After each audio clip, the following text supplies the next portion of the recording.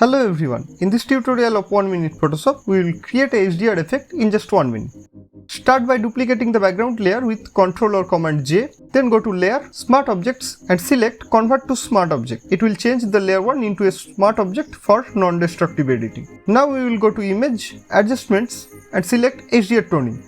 Click on Yes and it will open up the HDR panel. Now adjust the parameters as per your need.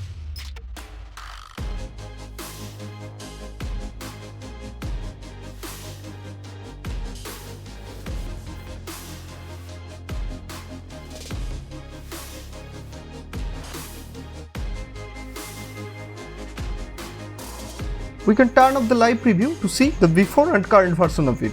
Also turn on the smooth edges if needed. Hit OK. And our HDR photograph is ready. Is not it amazing?